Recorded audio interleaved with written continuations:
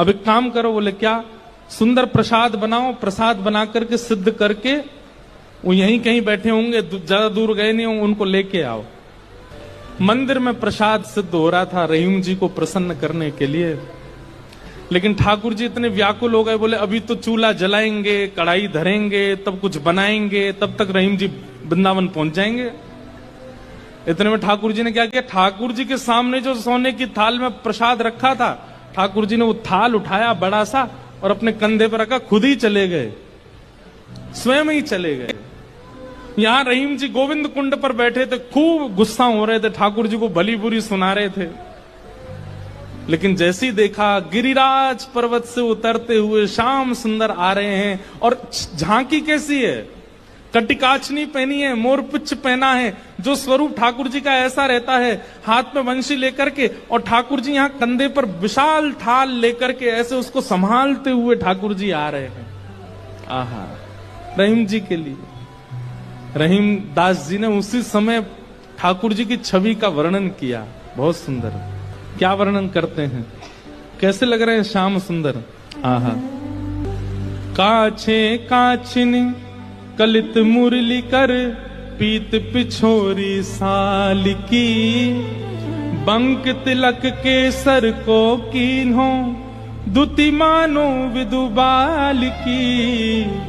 ओ छवि आवन मोहन लाल की, छवि आवन मोहन लाल की, छवि आवन मोहन लाल की, छवि आवन मोहन लाल की।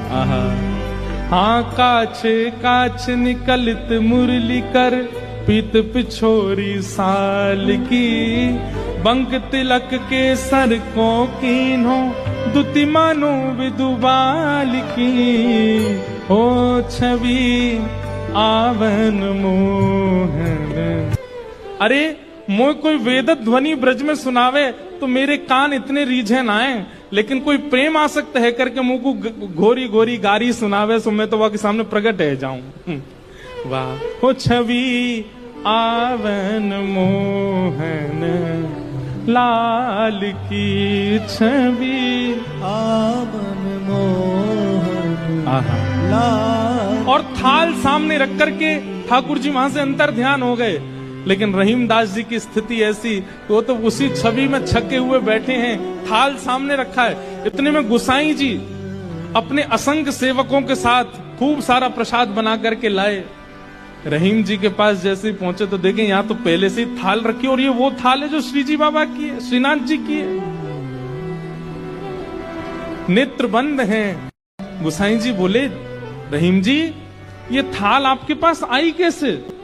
आहा, बिसरत नाही सखी मोमन सो, चितवन बैन विशाल की। बैन मतलब, बैन कहीं कहीं ये अधर का जो अंतिम छोड़ होता है, इसको बैन कहते हैं। ठाकुर जी के ये कैसे बोले, इतने मधुर हैं कि जब ये ठाकुर जी मुस्काते हैं ना, तो वो जो अंतिम छोड़ है वो इतना प्रिय लगता है ठाकुर जी के मुखमंडल का कि वो मेरे नेत्रों से जा नहीं रहा है।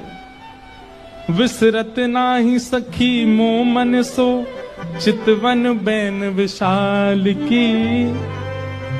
नीकी हसन अधर सधरन छवि, छवि सुमन गुलाब की।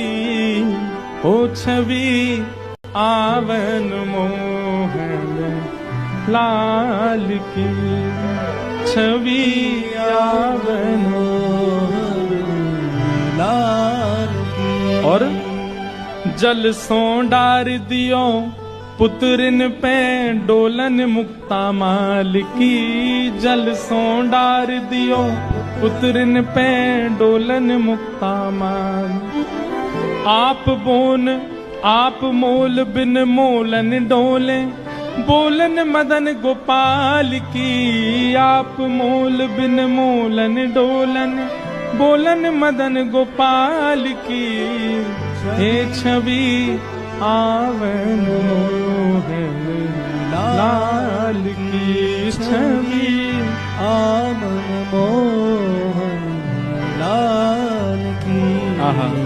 आप मोल बिन मोलन डोलन, बोलन मदन गोपाल के। इतने मूल्यवान श्री ठाकुर जी यहां पर बिनमोल की तरह डोल रहे थे, बोल रहे थे, चल रहे थे, बैठे थे। गुसाई जी को बता रहे हैं रहीम जी, इतने मूल्यवान ठाकुर जी यहां पर बोल रहे थे, डोल रहे। देखो वो चरण चिन्ह दिख रहे हैं, यहां देखो, यहां से चंदन की सुगंधी आ रही, यहां बैठ गए थे आके और ऐसे मधुर स्वर बोल रहे थे कि अब मैं किसी और को सुनना नहीं चाहता हूं उनके आगे। यह स्वरूप निरखे सोई जाने, अरे जिसने वो स्वरूप देखा होगा, यह स्वरूप निरखे सोई जाने, यही रहीम के हाल की। यह स्वरूप निरखे सोई जाने, यही रहीम के हाल की। ओ छवि आवन मोहन लाल की, छवि आवन मोहन लाल की। वहां रहीम जी के नेत्र सजल हैं और यहां गुसाई जी के सुनते सुनते नेत्र सजल हो गए। वाह ठाकुर जी, आपकी लीला। यहां हम इतनी सामग्री सिद्ध कर रहे थे रसोई में, लेकिन आपसे इतनी प्रतीक्षा भी नहीं हुई, आप अपनी थाल लेकर के आ गए और ऐसी लीला करके गए रहीम दास जी के पास आकर के। ऐसे हमारे ठाकुर जी।